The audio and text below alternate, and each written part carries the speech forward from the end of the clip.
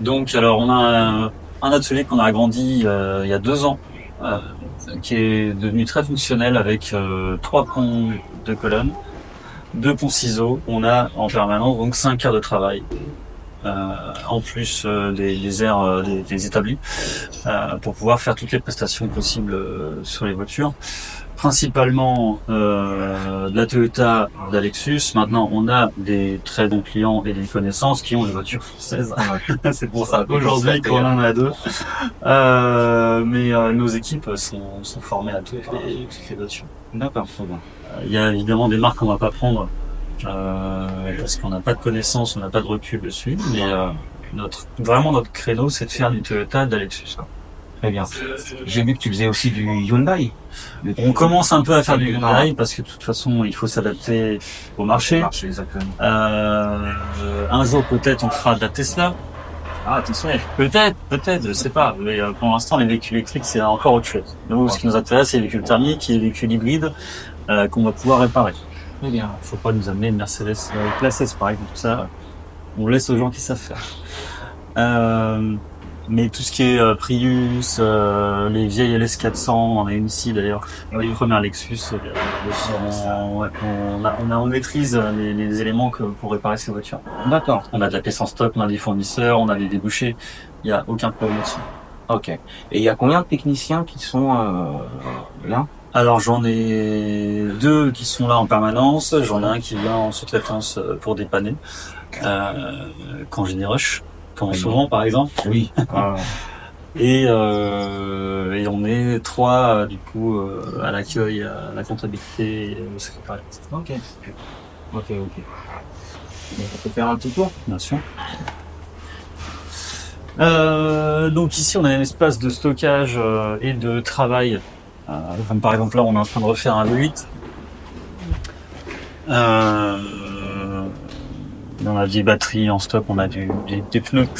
Donc on stocke tout ça un peu là. Ça peut arriver qu'on mette une voiture ici, mais ça prend beaucoup de place. Oui. Mais si par exemple on a une voiture où on sort un moteur, on peut la mettre Voilà. dans l'aire de stockage derrière, effectivement.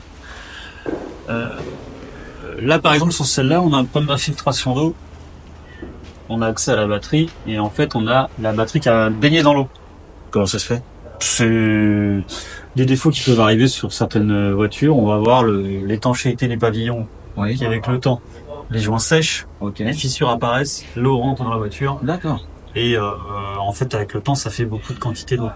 D'accord. Et ça génère quoi exactement? La batterie, ce qui veut dire que la batterie ne fonctionne plus de manière optimale ou elle ne fonctionne plus du tout? Bah en fait tous les éléments de la batterie sont des éléments qui sont pas protégés pour la corrosion.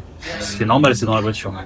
Et en fait dès qu'on va mettre de l'humidité là-dedans, on va avoir de la corrosion qui apparaît, on va avoir des problèmes, des défaillances sur des relais, sur des batteries, et qui vont même jusqu'à la décharge totale de la batterie. Ça peut arriver dans certains cas. On laisse sa voiture garée pendant 6 mois, on la retrouve, elle est vide, elle est inutilisable. Donc ça on maîtrise ça. Tu peux me montrer comment tu vois là qu'il y a eu de l'eau? Ça se voit visuellement? Ce dont tu viens de parler là? Ouais. C'est galère non hein, mais... Ah, faut des muscles en plus dans ce métier. Non, ça va. Hop.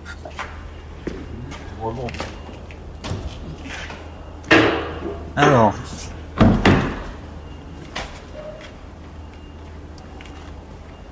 Là, on a un exemple. La voiture, elle a pris l'eau. Et le point le plus bas, c'est vraiment cette pièce. C'est le relais de la batterie. Ok. C'est pas une pièce qui contient de la haute tension, c'est juste des gros relais pour faire fonctionner la voiture en 200 volts. Oui. Et le truc qu'il y a, c'est que quand c'est plongé dans l'eau, il y a des courts-circuits qui apparaissent, il y a de la corrosion et ça détruit cette pièce. Ok, d'accord. Si ça dépend comment c'est corrodé, on peut avoir les relais qui restent ouverts et la batterie qui se décharge. D'accord. Et après la batterie remonte. Et là pour la charge. Exactement. Donc ça, celle-là, elle est encore roulante la voiture, donc on va pouvoir remplacer le relais, traiter l'infiltration d'eau et traiter la corrosion qui est apparue dans la batterie, pour que la voiture puisse rouler encore en 10 ans. Ok, donc ça se limite pas seulement au fait de changer la batterie, mais de prévenir également que ça se reproduise. Exactement. Ah, d'accord. On préfère largement faire une étanchéité de caisse sur un véhicule qui a déjà 10 ans, Oui. plutôt que de remplacer la batterie au bout de 15. Plus économique. Bah, c'est-à-dire c'est plus économique pour le client, Ouais. et puis un jour on n'arrivera pas à trouver des batteries au même prix qu'aujourd'hui. Oui. Ouais. Donc on préfère prévenir que guérir. Exactement. Ok. Allez, belle en tout cas. Bah ouais, hein, c'est toujours sympa ces voitures-là. Ouais. Ça coûte évidemment plus cher qu'une Prius à l'entretien, mais Bon, avec un plus gros confort. c'est ça. Ouais. Là par exemple, bon celle-là, ça concerne pas l'interview du jour, mais on a deux véhicules Toyota hybride avec des problèmes sur la Prius 3 par exemple. On a un client qui a acheté un véhicule en Allemagne et malheureusement la voiture a un véhicule. D'accord. Donc Oui. on va devoir ouvrir le moteur, refaire le joint, si c'est encore sauvable. Elle a combien de kilomètres? Elle a 300 000 et quelques. 300 000 et quelques. Ouais. Ok. Je sais plus exactement, mais on est dans la norme en fait d'un véhicule S. Oui, c'est ça, rien d'anormal. Bah, en fait, c'est surtout qu'on va comprendre que la personne qui l'avait avant savait qu'avait un véhicule S l'a vendu à l'export, puisque c'est une voiture d'Allemagne. D'accord. Et c'est vraiment les principales problématiques qu'on va avoir sur les véhicules hybrides. C'est vraiment les gens, les vendent parce qu'ils ont un problème qu'ils veulent pas assumer. Donc ça fait partie, le joint de culasse fait vraiment partie des pièces. Je crois que j'ai pu entendre également la pompe à eau qu'il faut surveiller ou changer un nombre de Il kilomètres. faut le traiter à temps. Attends, d'accord, ok. Il faut le traiter à temps, sinon on peut se retrouver avec des casse moteurs. Ah, bah, c'est moins. Et déjà, un joint de culasse, c'est pas drôle. Si en plus on se retrouve avec la bielle qui traverse le moteur, alors là, ça devient des frais Astronomique. astronomiques. D'accord. Et sur le CHR d'à côté, on a un problème de rongeur. Ça aussi, c'est un problème commun. On a en fait, des souris. voilà, c'est des souris en fait, c'est des rongeurs qui sont partis dans le moteur, Ouais. faire leur nid, faire leur niche, et on va avoir des connecteurs cassés, des fils voir, rongés. On peut jeter un œil.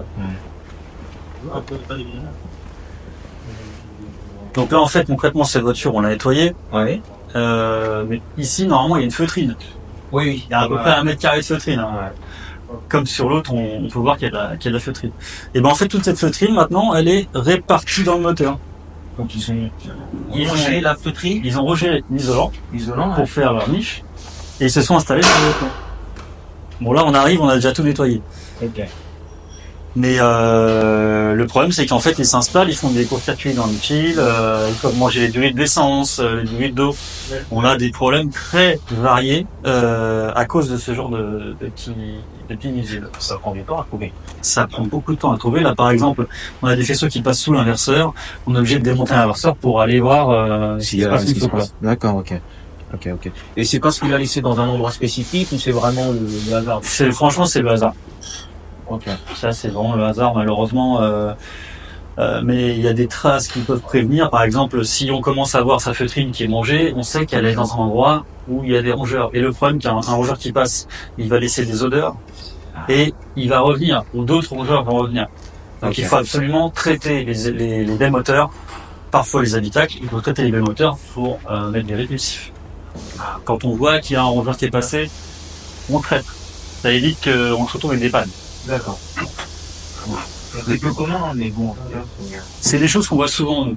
Hein Ouais, on voit très souvent dans les garages. Ça va du câble ABS qui a été rongé dans le tour d'aile. Oui. Ça va aux fils d'injecteurs qui sont mangés. Ça peut être tout et n'importe quoi. Et ça peut faire des grosses pannes qui vont chiffrer très très. Bon, j'espère que ça n'arrivera pas. Alors, on souhaite ça à personne. En tout cas, c'est vrai que je suis passé plusieurs fois. Mais bon, j'étais dans le bureau. Ouais. J'avoue, je voyais pas la partie travail, atelier, tout ça. C'est ultra nécessaire d'avoir la place pour travailler. Ouais. Surtout qu'on a beaucoup de voitures où on a de l'attente sur les pièces. On démonte, on cherche, on regarde. Si on n'a pas de place pour stocker les voitures dans l'atelier, on est perdu. Oui. Et le fait qu'on soit en bois au niveau de la... Ah ça me plaît beaucoup. C'est pas moi qui l'ai choisi, hein, le local est disponible comme ça, je oui. Mais c'est vraiment un plus, effectivement, ça plaît à beaucoup de gens qui viennent nous voir. Beaucoup de clients apprécient la structure bois, et même nous, travailler dans le bois, c'est vraiment... Sérieusement, il y a une bonne ambiance, une bonne ça atmosphère. apporte vraiment du plaisir dans le travail. Nous, on fait ce métier parce qu'on est passionné. On a besoin d'avoir du plaisir quand on travaille. Du coup, ici, on va vraiment essayer d'offrir aux clients la même expérience que chez Toyota. D'accord. C'est-à-dire que la prestation sur le véhicule, Ouais. nous, on veut que ce soit la même, voire mieux. C'est vraiment ce qu'on cherche. Et on a des spécialisations dans les Lexus, dans les hybrides. Ouais. Il y a beaucoup de gens qui cherchent ça et qui trouvent pas de réponse à leurs questions là où ils habitent. C'est pour ça qu'on fait régulièrement des véhicules qui viennent du Nord, qui viennent. Là, on a un véhicule qui vient de Suisse. On a des véhicules de Bretagne, de Bordeaux. Et on génère vraiment du trafic sur toute la France, quoi. Il y a beaucoup de gens qui n'ont pas d'oreille attentive, en fait, dans leur concession. Ou par exemple, on va leur proposer une réparation, un remplacement de leur moteur ou de certains organes, forcément en neuf et au plus cher possible. Parfois, ça va être pour trouver une excuse pour acheter le véhicule. Et parfois, ça va être simplement une mauvaise connaissance du véhicule et un mauvais diagnostic. On a à peu près la moitié des véhicules qui arrivent chez nous de la part d'autres concessionnaires qui ont des erreurs de diagnostic. Mais moi, ça a été mon cas. Voilà. L'exemple vivant de ça. Et moi, c'est ce qui m'a énormément plu, justement, quand on s'est rencontrés. Je sais pas si tu te rappelles par rapport à la panne de batterie on s'était déjà rencontrés avant, mais par rapport à la panne de batterie que j'avais eue, je t'avais appelé. Finalement, j'avais procédé autrement. Bien sûr, mais au téléphone, avec juste le peu d'informations que je t'avais donné, tu m'avais fait un diagnostic, mais complet de A à Z. Et justement, ce que tu dis également par rapport au fait que tu récupères beaucoup de véhicules qui viennent de notre garage, c'est la transparence en fait. Ouais. C'est vraiment la transparence, tu dis tout, tu masques rien et il n'y a pas de mauvaise surprise. Ouais. Et alors que des mauvaises surprises, j'en ai Et malheureusement, il y en a un paquet. Après, on essaie de faire au mieux. Hein. Il y a des cas qu'on peut malheureusement pas traiter, mais on va vraiment apporter une réponse claire aux clients et une transparence. Et c'est vraiment ça que les gens recherchent. On a eu, en fait, il y a un mois, un client qui avait remplacé sa pompe à eau en préventif dans un garage que je ne citerai pas. Il a mis une pompe à eau adaptable. Oui. Et la pompe à eau a lâché. C'est une usine, mais le problème c'est que je sais pas ce qui s'est passé au montage, mais la pompe elle est arrivée chez nous, elle marchait pas. Et le problème c'est que le client s'est retrouvé avec une surconsommation d'eau, une surchauffe, une culasse fendue, on a dû remplacer le moteur. Parce que la culasse c'est le prix d'un moteur en fait. Et juste par curiosité, le prix du moteur c'est combien? Ça lui a coûté dans les 5500 €. Et le prix de la pompe à eau? Chez toi, hein? Chez moi, le forfait public hors remise, il est à 699 en pompe d'origine. Donc après, on peut pas se renseigner chez tout le monde. On peut pas appeler tous les garages et faire tous les prix. Il faut choisir le bon. Oui. On peut pas. Moi personnellement, hein, je parle pour moi après. Ça regarde que moi. Tous mes futurs travaux, de toute façon, je vais les faire que chez toi, parce que j'ai suffisamment testé de garage. En plus, tu as vu toi-même, parce que tu as rattrapé certains coups. Oui, voilà. En plus, pour des travaux bénins, hein, c'est-à-dire que même si sur des travaux qu'on peut qualifier bénins de changement de pièces d'usure classique, c'est ça. Le travail n'est pas fait correctement. Alors, qu'est-ce que ça doit être lorsque ça touche la moto? Quand ça devient technique. Ça devient technique. Mais c'est ça. Donc là, on a récupéré beaucoup de véhicules avec des joints de culasse qui ont été faits ailleurs et de la pâte à joint qui vient boucher les passages d'huile. On se retrouve avec des moteurs qui sont inutilisables derrière. Donc le client a déjà payé pour faire un joint de culasse, il repaye derrière pour changer un moteur. Oui. C'est dommage. Bonjour Sébastien. Bonjour Kalala. Ça va? Ça va bien, très bien et toi? Parfait. Bon, merci de me recevoir. Déjà dans ton garage, tu as pris du temps pour qu'on puisse réaliser cette interview. J'y tenais énormément parce que j'ai été amené à te rencontrer plusieurs fois sur des prestations que tu as réalisées sur mon véhicule. Exact. Et j'aurais voulu vraiment pour cette vidéo que les gens te découvrent ou te redécouvrent afin qu'ils puissent constater vraiment de la qualité des prestations que tu fournis dans ton garage. Je vais te laisser te présenter. Bah écoute, Kalala, je suis enchanté de te recevoir aujourd'hui. Moi c'est Sébastien, le gérant du garage Pacemaker depuis maintenant 10 ans. Et ça fait 10 ans qu'on s'efforce de fournir à nos clients le même service que chez Toyota. Très bien. Et on va du coup entretenir des véhicules VTC taxi à 50% avec des particuliers. D'accord. Donc, concernant ton parcours, pour en savoir un peu plus sur toi, donc puisque tu m'as l'air jeune, tu es jeune. Bah, j'ai l'air jeune, mais j'ai quand même déjà 37 ans. Ah, c'est jeune. Donc c'est jeune pour un patron, mais après j'ai démarré du coup il y a 10 ans, où j'étais encore tout jeune, j'avais l'aspect d'un gamin sans barbe. J'ai vu quelques photos d'ailleurs sur le site. Et donc tu as fait une formation spécifique? En fait, à l'époque, quand j'ai commencé, il y avait la formation chez Toyota France. Ouais. On pouvait devenir technicien certifié Toyota. Une formation qui n'existe plus aujourd'hui pour des raisons obscures que j'ignore. Et du coup, ça permettait d'accéder au monde de l'entreprise. Moi, ça m'a permis d'accéder au monde de la Toyota. Ouais. J'avais déjà un petit peu d'expérience, mais ça m'a permis d'aller directement dans le cœur des véhicules hybrides. D'accord. J'ai connu du coup à l'époque les premières Prius en entretien, les premières Lexus hybrides qui sont arrivées. Ok. C'était vraiment incroyable de voir à l'époque des véhicules hybrides en fait qui fonctionnaient en électrique, mais aussi en thermique. D'accord. C'était impressionnant de voir des véhicules du coup se déplacer sans aucun bruit, quoi. Et c'est la Prius 1 qui était hybride ou à compter de la Prius 2? C'était la Prius 1 qui est sortie en 98 au Japon et 99 chez nous. Ah ouais, donc ça remonte à Aujourd'hui, on n'en voit plus du tout parce que les batteries qu'ils embarquaient, aujourd'hui, elles sont plus disponibles. Oui. Donc c'est très compliqué d'en voir des roulantes parce qu'on ne peut plus acheter la batterie neuve en fait. D'accord. Et qu'est-ce qui t'a amené à vouloir justement faire ton propre garage et quelle a été un petit peu la réaction de tes proches par rapport à ce projet? Ça m'a régulièrement été suggéré par les nombreux taxis que j'ai réparés sur Paris. Ouais. Mais j'avais pas beaucoup de recul d'expérience. À l'époque, j'avais 3 ou 4 ans d'expérience. On me parlait déjà de me mettre à mon compte. Mais moi, ça me paraissait hyper éloigné. Ouais. Et un jour, j'ai eu des clics. Ça faisait 7 ans que j'étais chez Toyota, du coup. Ouais. Et d'un seul coup, je me suis dit, le monde de l'entreprise, de la concession, c'est pas adapté à mon caractère. Oui. Et je me suis lancé à mon compte. Très bien. Sans filet, sans rien. Du jour au lendemain. Pas du jour au lendemain, j'ai quand même préparé la sortie. Oui, bien sûr. Mais je suis parti de rien avec 0 client, avec que du bouche à oreille. Ouais. De toute façon, c'est ce qu'il y a de mieux, le bouche à oreille, et en plus ça fidélise. C'est ça. Ouais. Et au niveau du garage, quelles sont les prestations et au niveau de quelle marque est-ce que tu peux réaliser des travaux, des entretiens ou des réparations même? Alors le cœur du travail, ça va être évidemment chez nous à 95%, on va faire des Toyota ou des Lexus, principalement en hybride. Ouais. On a aussi beaucoup de véhicules thermiques. Oui. Très peu de diesel, bizarrement. Il y en a de moins en moins chez Toyota.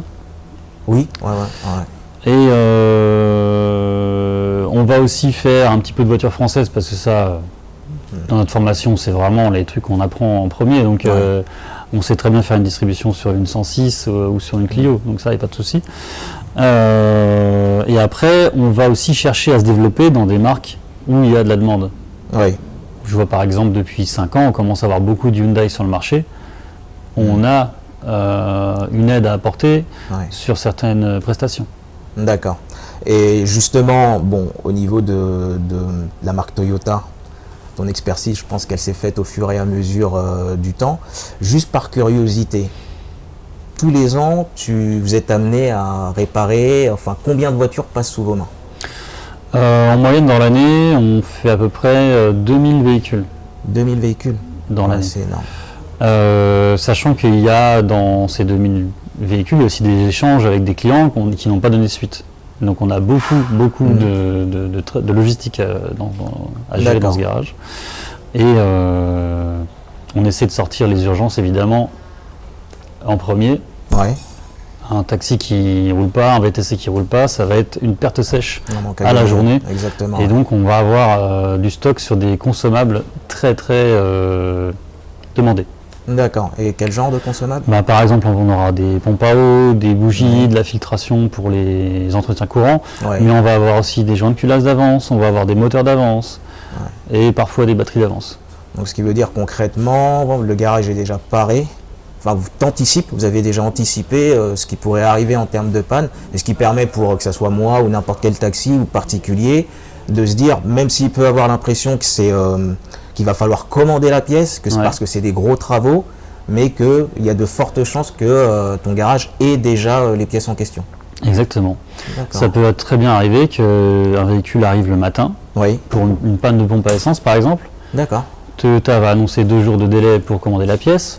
Nous, on l'a en stock. La voiture, elle repart le soir. Donc là, ça change. Ça change tout pour des professionnels. Dans l'esprit, nous, on a vraiment envie d'être un petit peu comme une équipe de Formule 1 où la voiture, elle s'arrête le moins de temps possible, elle repart aussi rapidement. Très bien. Tout ce qu'on sait faire et qu'on a en stock, du coup, ça s'enchaîne très rapidement. Ok, c'est parfait. Franchement, c'est un gros plus. Sérieusement, c'est un gros plus que j'ai souvent été amené, à aller dans certains garages. Et effectivement, j'ai même été amené à commander moi-même les pièces. Ah oui. ça ne m'arrive pas. J'ai même été amené à commander moi-même les pièces. Mais si ça peut permettre également de gagner du temps, parce que pour les VTC, les taxis, la moindre journée de gagner, c'est du bénéfice, en plus. Exact. Bénéfice en plus. Donc là, je suis déjà venu plusieurs fois. Et je revois toujours les mêmes têtes. Comment tu fais pour fidéliser un petit peu tes techniciens? Alors nous, moi déjà à la base, je suis passionné d'automobile, je m'entoure de gens qui sont passionnés aussi d'automobile. Donc les mécanos, en fait, ils viennent travailler, ils aiment ce qu'ils font, et on leur donne l'occasion d'avoir des véhicules qu'ils aiment. On leur donne pas des Prius toute la journée. Parfois, on a une voiture exceptionnelle qui sort du lot. De quel genre? De quel genre? Des Lexus sportifs, des ISF ou même certaines japonaises sportives qui vont être très prisées par les mécanos. Et le fait de travailler sur des horlogeries comme ça apporte vraiment, c'est très motivant, quoi. Mais pour payer notre loyer, il faut qu'on ait des véhicules hybrides. Oui, voilà, faut qu'il y ait du grand classique. Voilà, il faut faire du classique. Ok, c'est nickel. Une question que je pense qui va intéresser beaucoup de monde, que ce soit les taxis, les VTC ou les particuliers. Tu sais qu'on est dans un contexte économique un peu difficile en ce moment et que les gens, que ce soit des particuliers ou les professionnels, peuvent être amenés à faire ce qu'on pourrait qualifier de l'arbitrage dans leurs dépenses. Et c'est vrai qu'on peut avoir certains réflexes de se dire, je vais laisser traîner un petit peu l'entretien du véhicule, j'ai un bruit bizarre dans le moteur, mais ça a l'air d'aller, je vais attendre le mois prochain, question de gagner du temps. Toi, par rapport à ce comportement-là, cette manière d'agir, comment tu vois les choses et qu'est-ce que tu pourrais dire justement aux particuliers, aux taxis, aux VTC par rapport à ça et les incidences qu'il pourrait y avoir sur les véhicules justement en laissant traîner certaines choses? Laisser traîner des problèmes, c'est pas une bonne chose. Par contre, hiérarchiser les dépenses, ça c'est une bonne chose. Si par exemple on a un bruit, on a un doute, on a une question, on peut tout à fait prendre rendez-vous pour faire un contrôle du véhicule et hiérarchiser en fait les prestations à faire sur la voiture. Par exemple, les freins, ils vont tenir 2 mois, les pneus, ils vont tenir 4 mois, ou alors un kilométrage, pour pouvoir en fait savoir quoi dépenser en premier. Très bien, très bien. Tu sais que c'est ce raisonnement-là, je l'ai jamais vu chez un garage. D'accord. C'est-à-dire que quand j'allais plutôt dans les garages, il faut changer ça, il faut changer ça, il faut changer ça. Il n'y a pas cette... là, c'est ton expérience, ce diagnostic que tu apportes, qui, moi, me rassure également. Dans le sens, en me disant, je peux organiser mon budget. Ça, c'est la priorité, je vais faire ça maintenant. Sébastien m'a dit que ça traîne, tu peux laisser un petit peu, mais il faudra le faire à un moment donné. Et penses vraiment que ça change la donne, et ça, je l'ai vu nulle part. Il y a beaucoup de garages, notamment les concessions, qui vont prendre le client un petit peu en otage. C'est-à-dire que la voiture est là, il faut vendre la prestation tout de suite, parce que potentiellement le client ne va pas revenir. Ah, c'est ce qu'ils se disent. C'est ce qu'ils se disent. Ok. Maintenant, des fois c'est le cas. Des fois ça ne l'est pas. Mais le client, quand on cherche à le fidéliser, on va lui montrer qu'on le fidélise. D'accord. Donc la prestation, effectivement, ça peut attendre quelques mois. Vous repassez, on vous le fera, il n'y a pas de souci. Ok. Donc là, on va rester dans l'aspect mécanique, puisque il y a beaucoup de ventes de pièces, comment tu disais, des pièces, des simili... des récurrences. Voilà, non, pas la récurrence, mais au niveau des pièces qui ne sont pas d'origine. Oui, voilà. Des adaptables. Des adaptables, voilà, exactement, qui sont régulièrement utilisés. Il y a parfois du choix dans l'adaptable, parfois il n'y a pas de choix du tout. Je prends par exemple certains modèles de Lexus, les amortisseurs, ils sont disponibles que chez Lexus. Nulle part ailleurs. Même si c'est par exemple Kayaba qui fabrique, on ne peut pas aller chez Kayaba avoir la même pièce. D'accord. Soit elle n'est pas disponible, soit elle n'est pas de la même qualité, malgré que ce soit de la même marque. Ah bon? Le fabricant, quand il fabrique des pièces pour Toyota, il va mettre plus de qualité. Parce que le cahier des charges est beaucoup plus fourni. Alors que Kayaba, quand il fabrique des pièces pour lui, il va faire des pièces de moindre qualité, qui sont toujours de la qualité, mais qui ne sont pas au standard Toyota. Ce qui est différent. D'accord. Ça, il faut le savoir. Ok. Et justement, par rapport aux adaptables, est-ce que s'il y a des adaptables de mauvaise qualité, qu'est-ce que derrière ça peut engendrer? Alors, on peut avoir des défaillances sur les pièces qui peuvent aller, on a déjà vu ça, sur des pièces, on les déballe et en fait la pièce elle n'est pas bonne. Elle est mal ajustée ou alors elle est cassée. Au niveau de la finition? Au niveau de la finition. Parce qu'il y a des contrôles qualité qui vont être zappés. Ou alors dans le transport, la pièce va être abîmée parce qu'elle est mal protégée. Et c'est pour ça que des fois on se retrouve avec un rendez-vous à faire, si on n'a pas contrôlé la pièce avant, on peut se retrouver avec des problèmes. D'accord, mais juste par curiosité, est-ce que tu as déjà eu le cas de pièces adaptables qui n'étaient pas bien finies, qui ont quand même été mises dans le moteur pour changer la pièce précédente, et la personne, soit taxi, VTC ou particulier, vient chez toi en disant voilà, il y a ça qui... On a vu ça malheureusement dans beaucoup de cas, notamment sur les pompes à eau, où en fait tout l'électronique interne n'est pas visible. On a une pièce qui physiquement est belle, elle a l'air neuve, on la monte, et en fait, quand on la branche, on s'aperçoit qu'elle ne marche pas. Soit elle ne marche pas tout de suite, soit elle tombe en panne très rapidement. D'accord. Et pour des raisons diverses, ça peut être une purge qui est mal faite, ça peut être un conditionnement, la pièce elle a été endommagée dans le transport, et ça peut aller jusqu'à des casses moteurs. Et tu en as régulièrement? J'en ai une récemment, c'est un client qui a changé sa pompe à eau en préventif pour pas avoir de soucis sur sa Camry. Et malheureusement, il s'est retrouvé avec une culasse fendue, la pompe à eau HS, la culasse fendue, et il a dû remplacer le moteur à cause d'une mauvaise pièce. D'accord, donc ce qui a dû lui coûter 5-10 fois plus. Ça lui a coûté effectivement beaucoup plus cher que s'il avait mis la pompe à eau en origine. D'accord.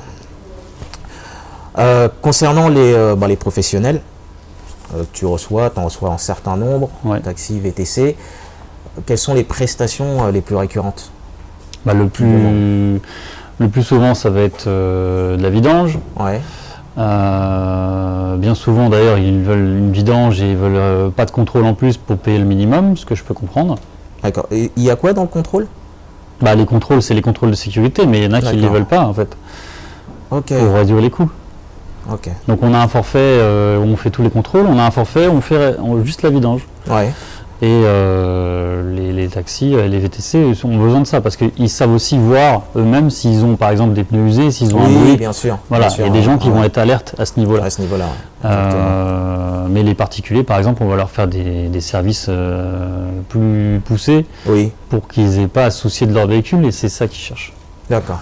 D'accord, très bien. Il y a également autre chose, on n'a pas, je pense qu'on filmera après, tes fameuses plaques anti-vol. Exact. Franchement, j'en ai une. Pour le moment, je croise les doigts, je touche du bois. Franchement, rien à redire. Donc déjà, le phénomène, il a commencé depuis quand? Parce que moi, je crois que ça fait 3 ans. Hein. Alors ça fait, c'est variable en fait parce que ça existe, les vols de catalyseurs, ça existe aux États-Unis depuis à peu près 10 ans. D'accord, très bien. Et chez nous, ça a commencé à arriver après le deuxième confinement. Oui. Quand il y a eu la crise des matières premières. Ah, où ça a flambé. Et les réseaux en fait des pays de l'Est sont arrivés en Europe et en fait ils ratissaient des zones pour voler les catalyseurs de beaucoup de voitures. Ok. Et du coup, nous, à partir de 2021, on a commencé à étudier une solution en se basant sur des solutions qui étaient déjà existantes.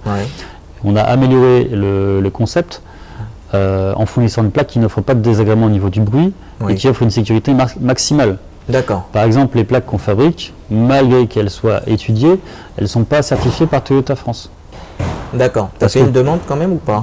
On peut pas avoir de certification. D'accord. Parce que comme c'est un accessoire qui est rajouté par un tiers, Toyota ne veut pas s'engager auprès des assurances s'il y a jamais un incendie ou quelque chose. Ok. Ce que je peux comprendre parfaitement. Mais les vols ont quand même lieu. Oui. Et le concessionnaire n'a pas de solution en fait pour protéger les véhicules. Jusqu'à aujourd'hui, les assureurs payent, mais jusqu'à quand? On a des sinistres qui peuvent monter à 3 000 €. On a beaucoup de véhicules, des Prius 2, qui sont partis à la casse à cause d'un catalyseur volé. Parce que la valeur de réparation dépassait la valeur du véhicule. La valeur du véhicule. Ou était trop proche. Okay. Et les clients ne pouvant pas payer, les voitures partaient à la casse. Et de manière, un prix moyen des plaques que tu proposes? Nous, on a des plaques pour 3 modèles différents. Le tarif, il va de 189 € posé à 239 € posé. D'accord. Autre chose, et là je vais vraiment insister sur, parce que j'ai vu des photos sur ta page Facebook, sur la qualité des plaques, parce que suite justement à ces vols, bon, pour moi, je suis quasiment sûr que tu as été l'un des premiers, le premier à lancer ces plaques-là, anti-vol. Je crois qu'en France, j'étais le premier. Tu étais le premier, donc, mais derrière, il y a plein de sociétés qui se sont lancées justement dans la vente de ces plaques anti-vol. Et j'ai vu les photos qu'il y a sur Facebook, mais la qualité laisse clairement à désirer, dans le sens où il y a beaucoup de plaques qui ont rouillé assez rapidement. Des plaques trop flexibles, des plaques qui ont rouillé, des plaques qui sont en contact avec des éléments de sécurité et qui rouillent. Ça, c'est extrêmement grave. Nous, on a vraiment fait attention à ce que la plaque elle puisse rester sur la voiture pendant 10 ans, 20 ans. Sans rouiller, sans apporter de dommages sur le véhicule, sans apporter de contraintes. Et c'est pas le cas de tout le monde. Mais malheureusement, on les fait fabriquer en France, donc le coût de la plaque, nous, il n'est pas extrêmement compressible. Quand on le fait fabriquer dans les pays de l'Est, oui, là c'est autre chose. Après, là c'est autre chose. La qualité n'est pas la même, le coût de fabrication n'est pas la même. On peut avoir de la très bonne qualité, mais c'est 2 fois moins cher là-bas. D'accord. Mais nous, on a envie de fabriquer en France. On a des partenaires ici, on veut les faire travailler. Normal. C'est comme ça.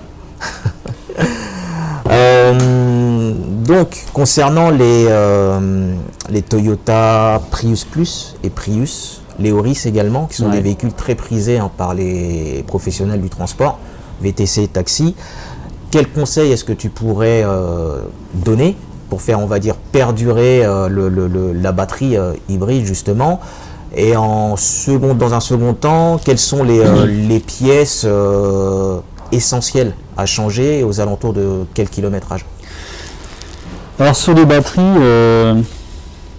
ce que je peux donner comme conseil, finalement, ça fonctionne un petit peu comme un téléphone. On ne se sert pas un téléphone pendant 6 mois, on le rebranche, la batterie elle est morte. Exactement. Heureusement sur une voiture, c'est un peu plus élaboré que ça. Mais dans l'idée, si on fait un service de 12 heures ou 18 heures, pour ceux qui sont en doublage, on va stocker la voiture, du coup elle va être à l'arrêt pendant la nuit.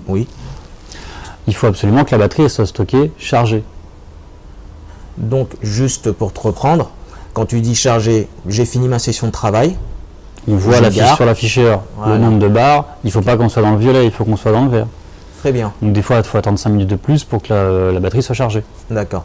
Mais par exemple, la batterie est malheureusement déchargée. Je repars, je reviens. Est-ce que tu déconseilles de repartir sans la batterie chargée? C'est-à-dire, je mets le contact, j'appuie sur la pédale d'accélérateur pour relancer le moteur. Vaut mieux attendre 5 minutes que la batterie reprenne de la charge. Dans tous les cas, c'est mieux de s'en servir quand elle est chargée et non quand elle est déchargée. Maintenant, les impératifs de chacun, on ne peut pas maîtriser tout. Mais dans l'idée, la voiture doit être stockée chaude, donc chargée, pour que la batterie ait une durée de vie qui soit allongée. D'accord. Mais on ne gagne pas non plus 200 000 km. Oui. Mais dans l'idée, on va gagner des fois 1 an, 2 ans. Quoi. Ouais, ce qui n'est pas négligeable. Ok. Bon, on va rester toujours dans les batteries hybrides. Donc quelque chose de peu réjouissant. Depuis ces derniers temps, donc on passe des vols de pot catalytique au vol des batteries hybrides, surtout sur un véhicule spécifique. Est-ce que tu as une idée de la raison de ces vols, qui en plus sont parfois faits de manière un peu... C'est-à-dire que j'en ai un sur le parking, la porte est forcée, la banquette arrachée, tous les plastiques arrachés et le faisceau d'habitacle est coupé en fait. Donc ça engendre des gros problèmes, surtout si on n'est pas assuré.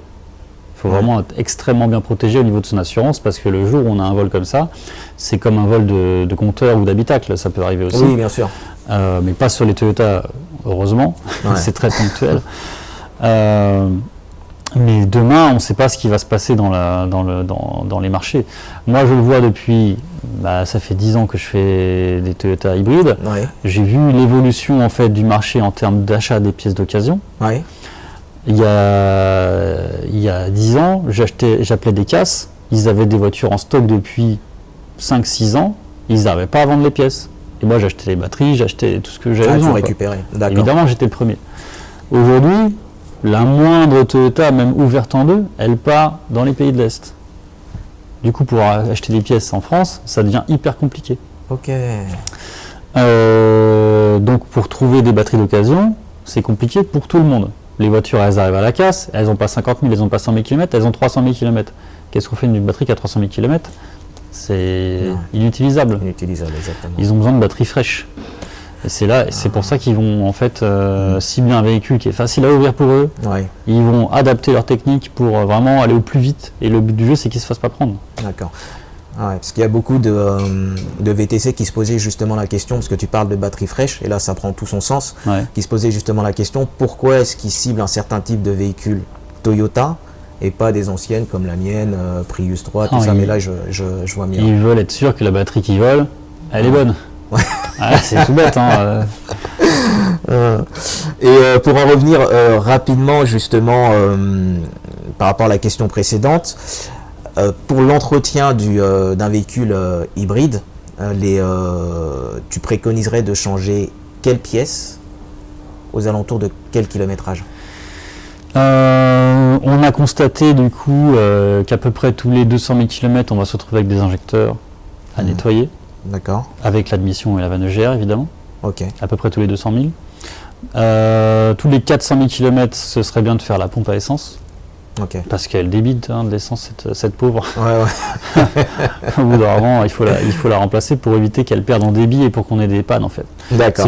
Si on veut vraiment faire du préventif, il faut faire ce genre d'opération. Ok. Très bien. Autre chose encore dans l'actualité, parce qu'on est dans une période où on veut passer au tout électrique. Comment toi tu vois l'avenir justement de l'hybride par rapport au fait que les gouvernements essayent d'imposer le tout électrique absolument, et est-ce que tu songes à une possible reconversion vers l'électrique ou pas? Nous, on va devoir s'adapter au marché, c'est indéniable. Maintenant, les véhicules hybrides, je ne les vois pas être disparus du marché dans 10 ans, même peut-être dans 20 ans. C'est des véhicules qui peuvent aujourd'hui faire 1 million de kilomètres, avec l'entretien équivoque évidemment.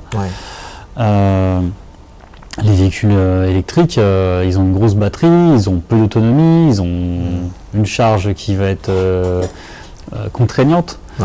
Je vois mal des véhicules électriques aujourd'hui durer de plus de 10 ans en fait. D'accord. Puisque c'est déjà le cas aujourd'hui. Toutes les productions de véhicules électriques qui datent d'avant 2010, aujourd'hui, elles ont disparu du secteur. Certes, l'offre aujourd'hui a un peu évolué, la qualité a évolué, mais c'est pas des véhicules qui sont censés durer éternellement. D'accord. Donc l'hybride a encore...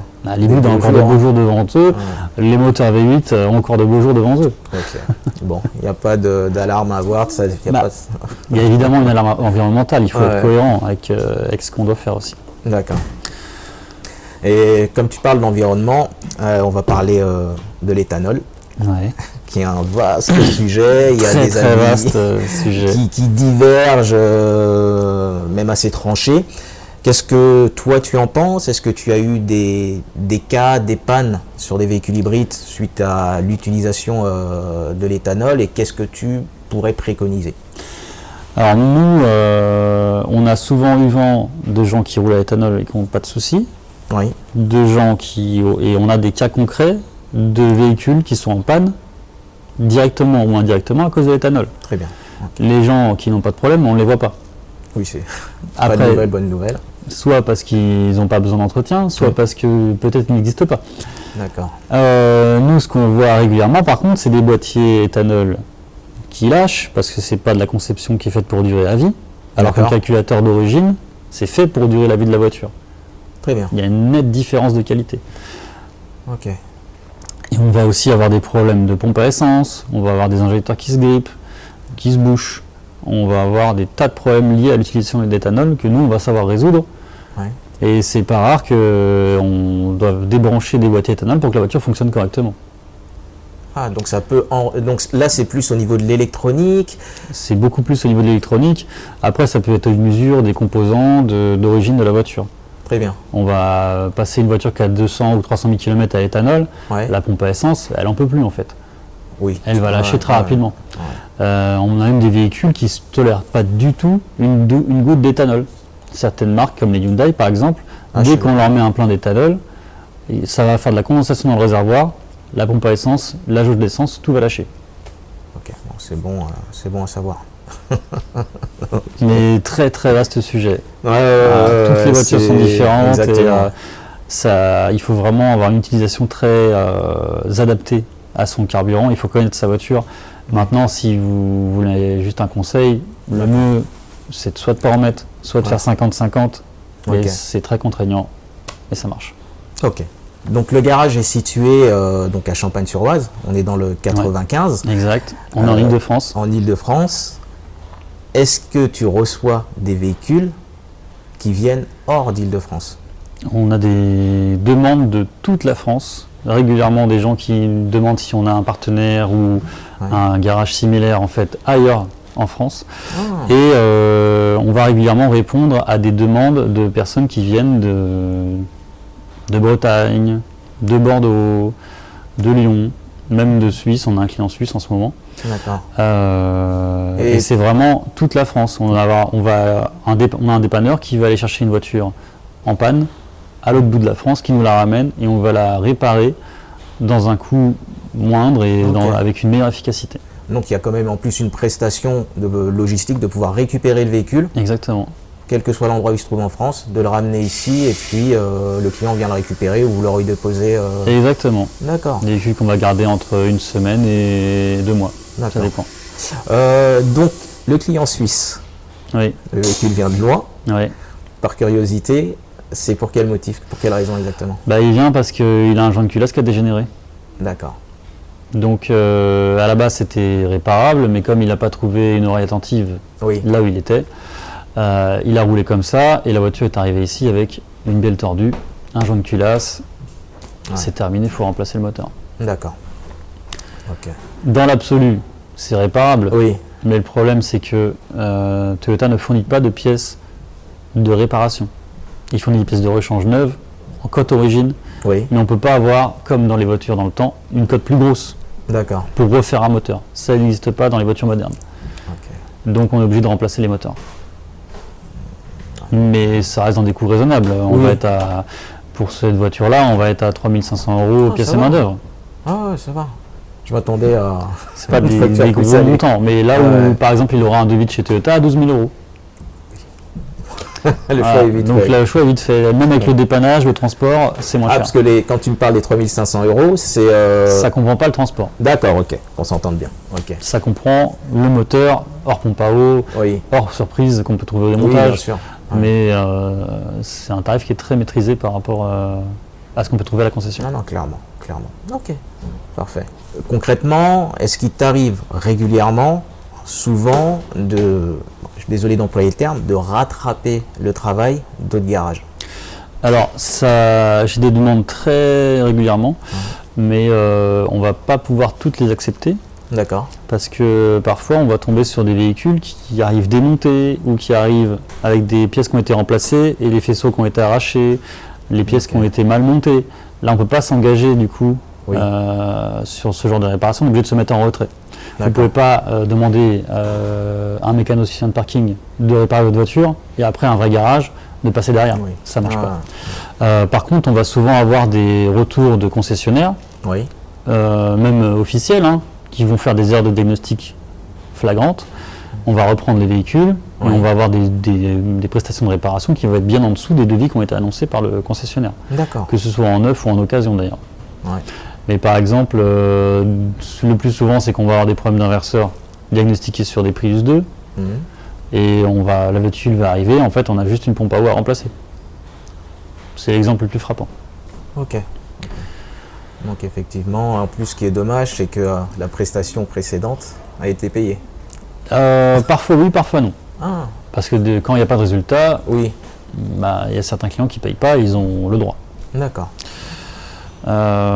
Mais parfois c'est juste un diagnostic qui a été fait dans une mauvaise direction et nous on a réussi à avoir le message, on rattrape le client pour avoir du coup le chantier et faire la bonne prestation.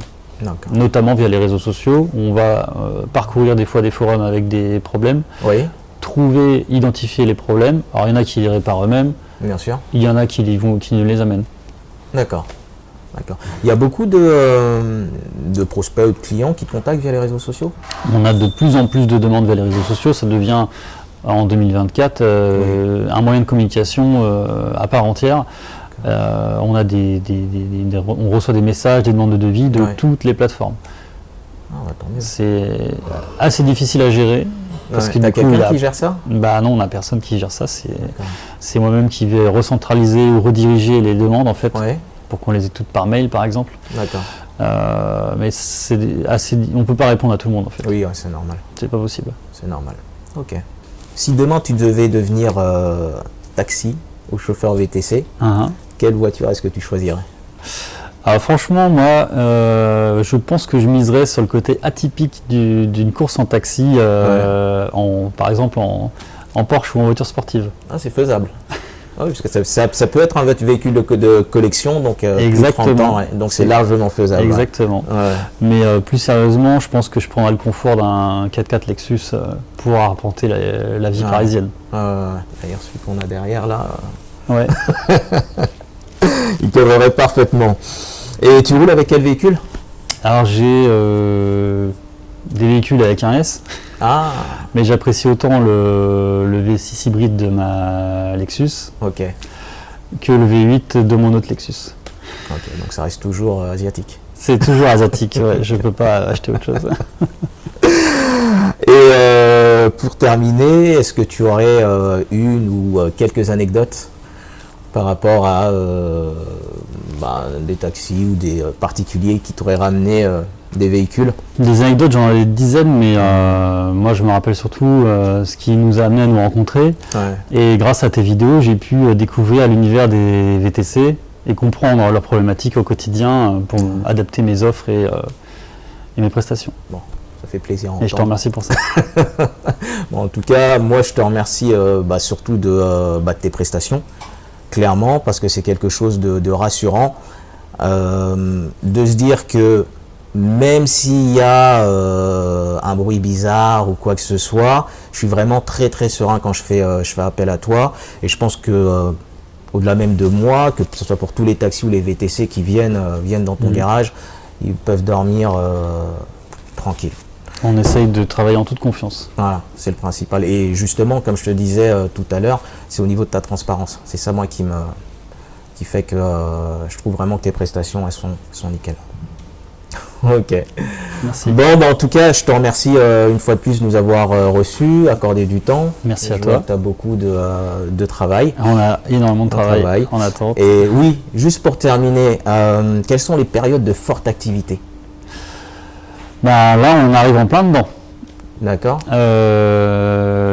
Toute la période entre mai et août, généralement, elle est très forte en demande parce qu'il y a du coup beaucoup de garages qui ferment et il y a beaucoup de gens qui décident de partir en vacances et qui vont entretenir la voiture au dernier moment.